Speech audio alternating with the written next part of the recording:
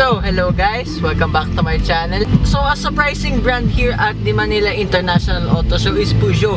So, I thought they were the same four cars that they showcased here last year, the 2008, 2008, 508. I have full reviews with that, but as well coming soon too with the Peugeot Traveler. So, I'm currently sitting here in a Peugeot 2008 again, but a very special one.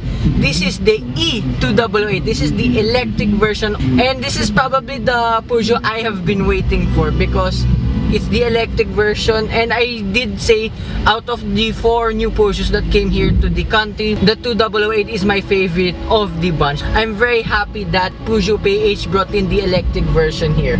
So there are no official specs yet with the electric motors here and there, but they did say this has a range of 300 kilometers, which isn't too shabby, I have to say. But some of the reviews I checked out, well, worldwide, especially at the UK, shout out to Rory Reid of Auto Trader UK, that this has 134 horsepower, more or less the same with the gasoline counterpart.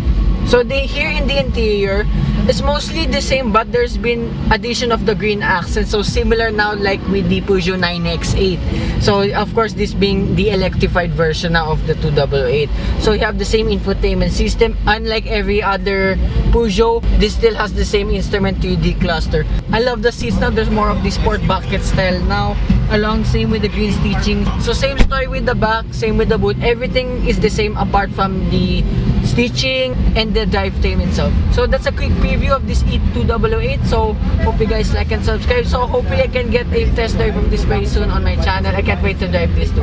So bye bye.